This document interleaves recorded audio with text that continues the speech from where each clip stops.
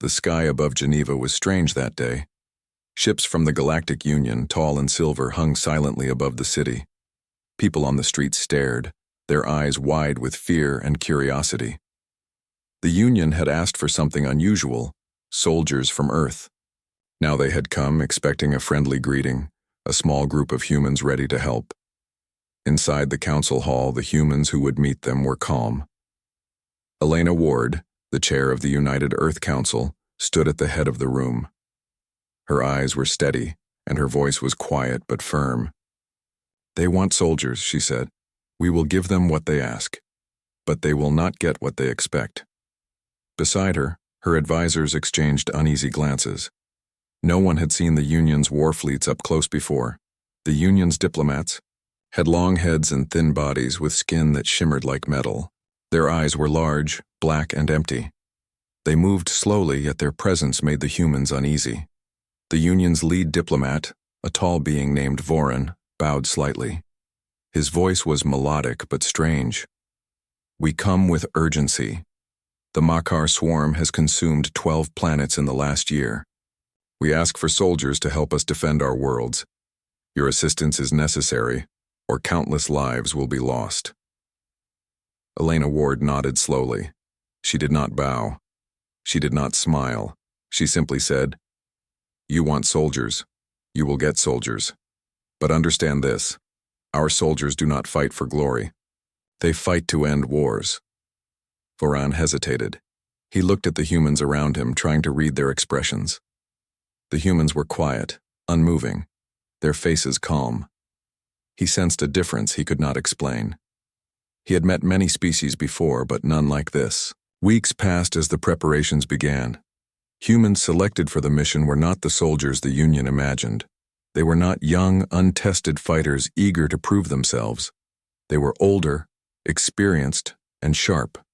They had lived through conflicts on Earth that had scarred them, but also taught them efficiency and ruthlessness. Each one had trained for situations no one else could survive. Captain Ryan Cole was chosen to lead the deployment. He was tall, with short brown hair and a face that carried no fear.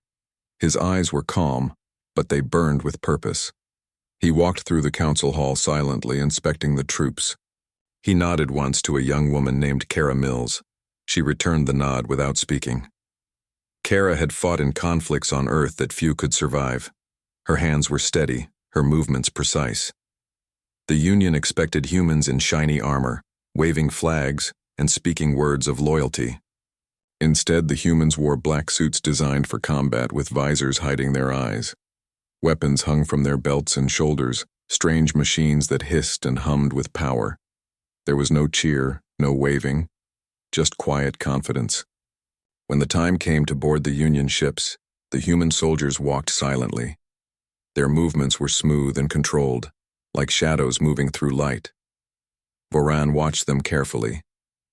"They do not speak much," he whispered to an aide. "Are they afraid?" "No," the aide replied, shaking his head. "There is no fear. There is something else." Captain Cole gave a brief signal, and the human soldiers took their positions in the transport ships. As they lifted off, the Union diplomats looked on in silence. They were used to grand displays, to parades of soldiers showing their strength. But the humans gave no display. Their presence alone was enough. During the trip to Varun, the planet chosen for the first mission, the humans prepared. They did not eat, did not rest, as most soldiers would. They checked their weapons, their gear, and their plans again and again.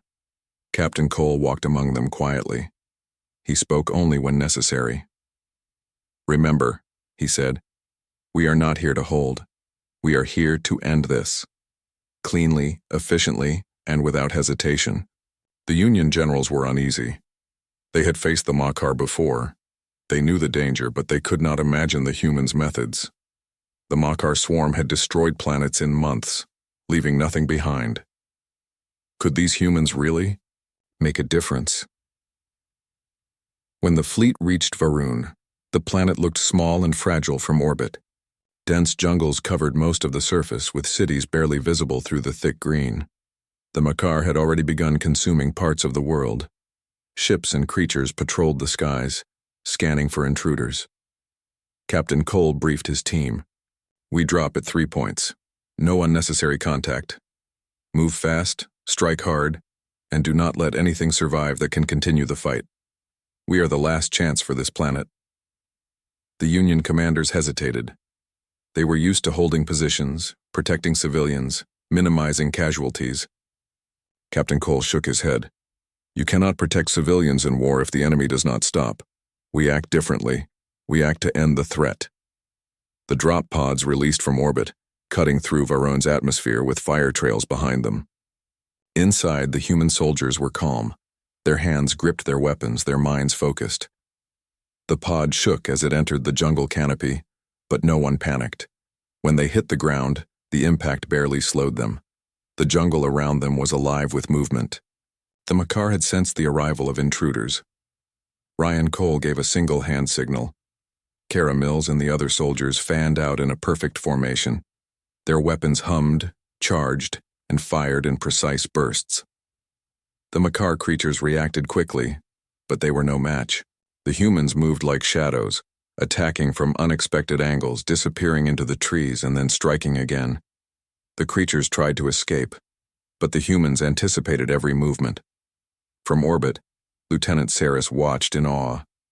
She had seen hundreds of battles, but this was different. The humans did not fight to conquer or to impress. They fought to remove the enemy completely. By nightfall, the city that the Makar had been using as a base was silent. Not a single enemy remained alive. Captain Cole reported back to the Union fleet. His voice was calm over the comms. Varroon is clean, no survivors. The Union generals were shocked. They had asked for soldiers. They expected help. But what they received was more than help. They received a force that erased enemies completely. On the transport back to the fleet, the humans remained quiet. They did not celebrate. They did not smile. They prepared for the next mission, checking weapons, reviewing maps, and making plans.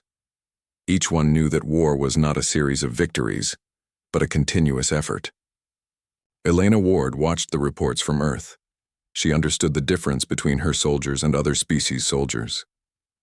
They are not here to fight for glory, she said to herself. They are here to end wars. They are the executioners the galaxy has never seen. Back on the Union ships, Varan finally spoke again. They are different, he said. I do not understand them. Captain Cole's team walked past the diplomats without looking at them. Their presence was enough to silence any questions. They were focused on the task, not on appearances. The Union had asked for soldiers. What they received were humans forged by survival, experience, and determination. That night, as Varroon's jungle burned from the precision strikes, Lieutenant Saris made a note in her log. The humans are not like any army I have seen. They do not fight for honor. They fight for the end of conflict, and they do it without hesitation or mercy. Captain Cole sent one final message to the fleet. We move on the next target at dawn. Prepare for the same outcome. As the ships left Varan's orbit, the Union could not shake a growing fear. These humans were more than allies. They were something else. Something that would not stop, would not hesitate, and would not forgive. Elena Ward smiled slightly as she watched the transmission. She knew the galaxy would soon understand a truth that could not be ignored. Humanity was not here to join wars like other species. Humanity was here to end them, completely, efficiently, and without mercy. And the galaxy was about to meet the executioners. The humans' first steps on Varroon were silent. The dense jungle stretched endlessly, thick trees blocking the light from the sun. Strange sounds echoed around them, creatures moving unseen in the shadows. Captain Ryan Cole led the group, moving with careful precision. Every footstep, every glance was measured. They were not soldiers in the traditional sense. They were hunters, and the Makar were their prey. Kara Mills moved beside him. Her eyes scanned the area, and her hands never left her weapon. The jungle seemed alive with eyes watching them, sensing the danger, but the humans did not hesitate. They knew fear. They knew loss, but they did not allow it to guide them. The first Makar ambush came as expected. Small creatures, fast and vicious, leapt from the underbrush. Their bodies were black and shiny, their limbs moving in unnatural ways. They screeched loudly, a high, grating sound meant to terrify. The humans reacted as one. Ryan raised his hand and the team split in perfect formation. Bullets, energy blasts, and small explosives struck the Makar from every side. The creatures had never faced an enemy so coordinated. They fell before the humans even reached the city. Lieutenant Saris, watching from a nearby orbital station, could hardly believe what she saw. She had read reports of human combat on Earth, but this was different. These humans did not attack to push the enemy back. They attacked to eliminate. Within minutes, dozens of creatures were dead, scattered across the jungle floor. "Move forward," Ryan said quietly. "Stay alert. They will try to regroup." The humans advanced through the jungle in silence. Every tree, every bush, every shadow was checked. They moved fast but carefully, leaving no area unchecked. The Makar had already destroyed parts of Varun, but the humans did not hesitate to reclaim it. Hours later, they reached the outskirts of the city. Smoke rose in thin columns, evidence of the Makar's destruction. The streets were littered with debris and the buildings were damaged, but no living creature remained. Yet, split into two groups, Ryan ordered. Kara, you take the west side. "I will take the east. Clear the streets. No mistakes." The humans moved with silent efficiency. Doors were kicked open, buildings scanned, and any remaining Makar eliminated. They did not pause to loot, to take trophies, or to celebrate. Their work was precise and complete. The first real resistance came near the central plaza. A larger Makar creature, stronger than the rest, stepped into the open. Its body was armored, thick and black, and it carried claws sharp enough to cut through metal. It roared, shaking the nearby buildings with the sound. Ryan did not flinch. He raised his weapon and his team opened fire. The creature moved quickly, but the humans anticipated its attack. Explosives detonated near its feet, forcing it to retreat. Bullets struck its joints, slowing its movements. In minutes, it was down. Kara's group moved in from the west side, cornering the creature completely. It had no escape. With a final charge, the humans struck together, ending the beast. Lieutenant Saris wrote in her report, "They are not afraid of size, strength, or numbers. They face everything with calculated efficiency. The Makar do not fight back, they die." As night fell, the humans did not rest. They set up minimal defenses and prepared for the Makar to return in force. But hours passed and the jungle remained quiet. The humans moved silently through the city, checking every corner, scanning every building. They did not speak to one another unless necessary, and even then their words were few. Ryan paused for a moment on the plaza. The city was quiet now, but he knew this was only temporary. The Makar were cunning. They would return with larger numbers. "Prepare traps," he said. "They will come at dawn." Kara Mills and the other soldiers set up energy traps along the streets and rooftops. The humans used the environment to their advantage, predicting every possible path the Makar could take. Every trap was placed with precision, every angle covered. The first wave came just before sunrise. Dozens of Makar emerged from the jungle, moving quickly, their numbers growing. But the humans were ready.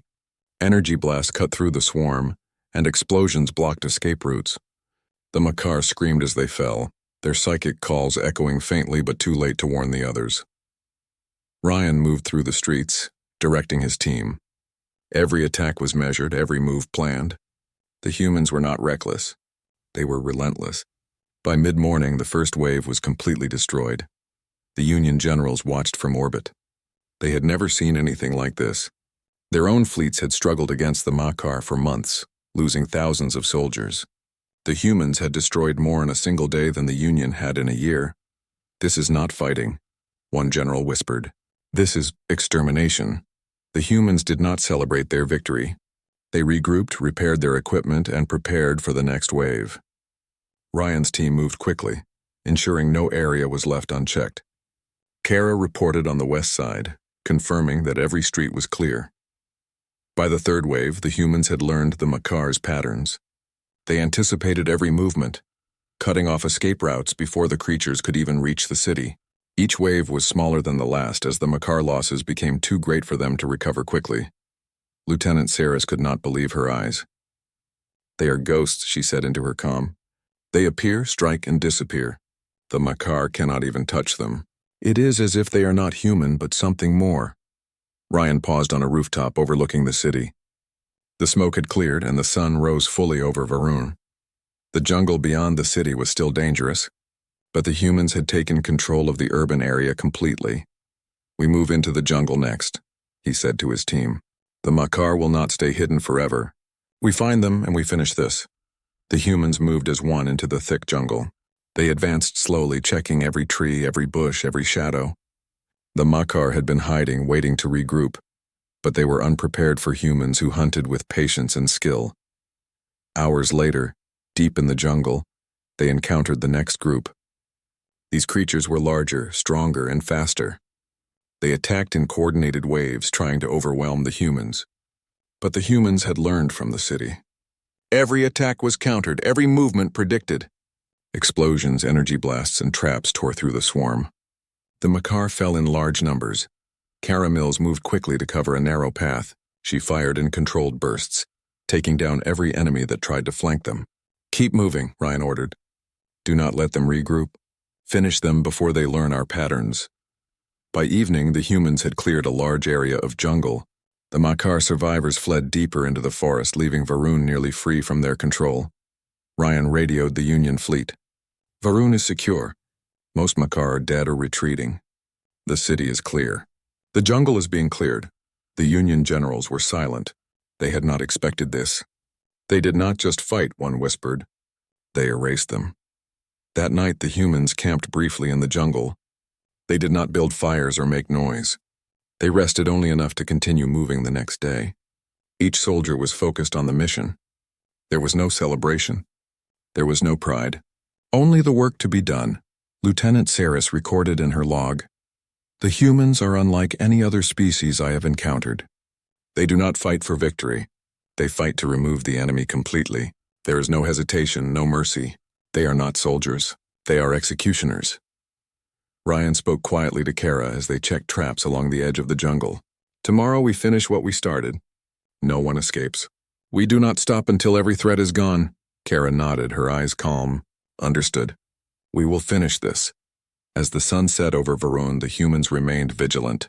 The Makar had been powerful, but they had underestimated what it meant to face humans who had survived centuries of war on Earth.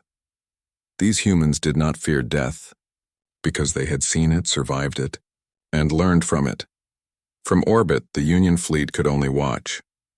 They had asked for soldiers. What they had received were something far more dangerous, and they would soon understand that asking for humans to fight a war came with a cost no other species could imagine. The humans on Varun were calm, but their eyes were hard. They had a job to do, and they would not stop until it was finished. The jungle echoed with the sounds of preparation, the silent movement of hunters ready for the next wave. The Makar would return. But when they did, they would find that humans did not fight like anyone else in the galaxy. Humans ended threats, completely, efficiently, and without mercy, and Varun was only the beginning.